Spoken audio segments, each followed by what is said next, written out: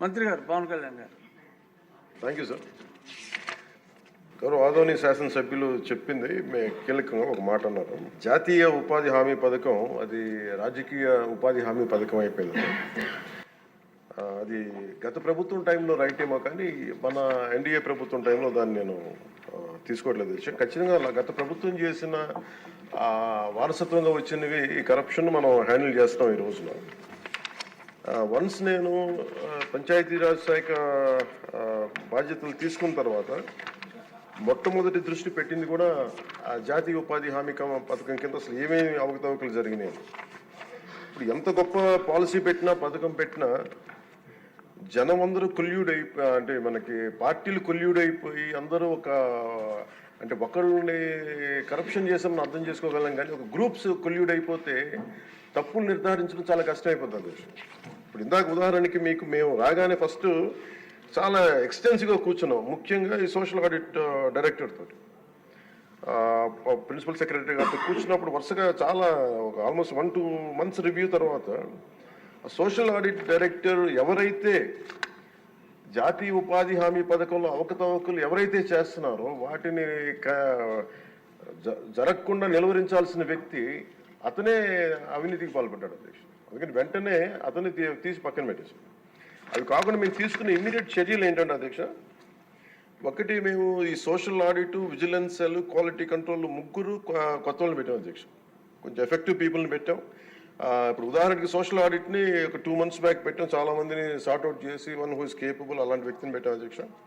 అలాగే vigilance సెల్కి chief vigilance ఆఫీసర్ని పెట్టాం, 5 months అయింది. అలాగే headed by chief quality control engineer పెట్టాం అధ్యక్ష. సీనియర్ మన రిటైర్డ్ ఇంజనీర్ ఒకరిని పెట్టాం.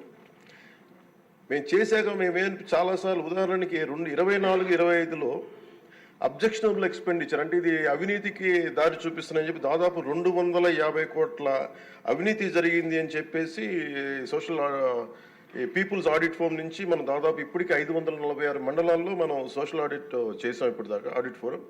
ఇంకొక మిగతా మండలాలు 665లో 546 చేసాం అధ్యక్ష. మార్చి 31కి అయిపోతుంది.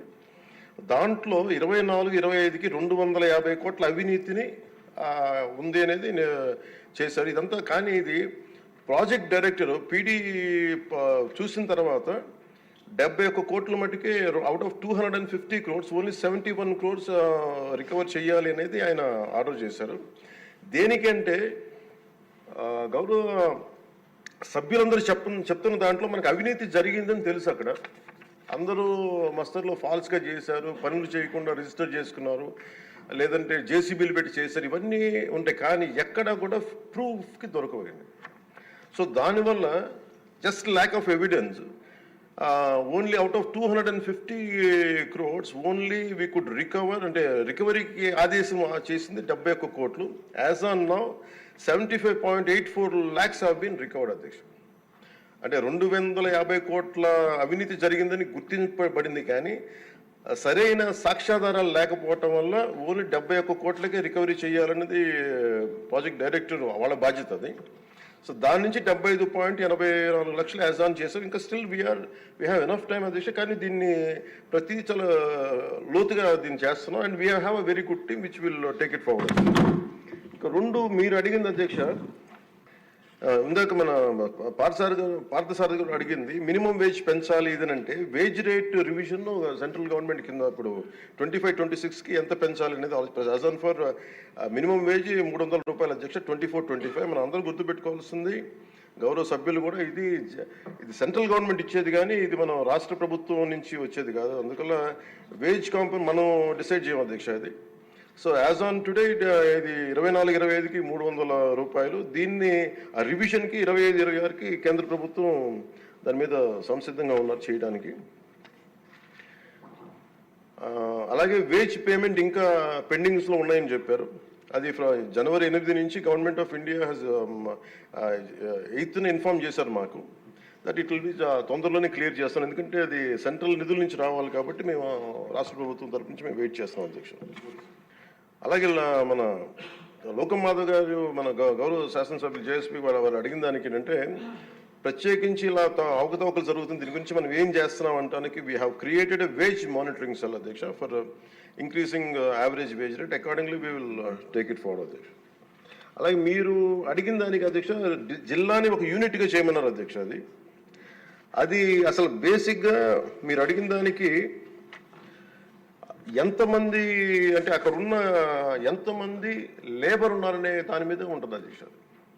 అంటే ఎక్కడ ఎక్కువ పని దినాలు అవసరం, ఎక్కడ లేబర్కి ఎక్కువ పని, దాని మీద బేస్ అయింది తప్ప వేరేలా కాదు అధ్యక్ష. సో మాకు ఉన్నదానికి ఏంటంటే గవర్నమెంట్ ఆఫ్ ఇండియా మన మన్రేగాలో material component is decided as per the labour turnout in the district అధ్యక్ష. డిస్ట్రిక్ట్ యాజ్ ఎ యూనిట్లో ఒక 60-40 రేషియో ఉంటుంది న్యూ డిస్ట్రిక్ట్లో. సో దాన్ని మేము ఒకసారి చూసి మీకు తెలియజేస్తాం అధ్యక్ష. ఖచ్చితంగా we will take it into consideration when we go to Delhi also will take it forward what are the honourable members raise the